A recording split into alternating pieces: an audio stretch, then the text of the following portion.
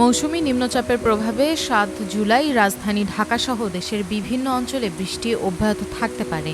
বিশেষ করে চট্টগ্রাম ও সিলেট বিভাগে বৃষ্টির তীব্রতা বাড়ার আশঙ্কা রয়েছে। রাজধানী ঢাকাতেও দিনের বিভিন্ন সময় বৃষ্টির সম্ভাবনা রয়েছে। আবহাওয়া অধিদপ্তরের আবহাওয়াবিদ মোহাম্মদ হাফিজুর রহমান প্রথম আলোকে জানিয়েছেন, উত্তর পশ্চিম বঙ্গোপসাগর ও তৎসংলগ্ন এলাকায় অবস্থানরত মৌসুমী নিম্নচাপের কারণেই সারা দেশে বৃষ্টিপাত হচ্ছে। আবহাওয়া অধিদপ্তরের ৫ দিনের পূর্বাভাসেও বৃষ্টির এই ধারা অব্যাহত থাকার ইঙ্গিত দেওয়া হয়েছে।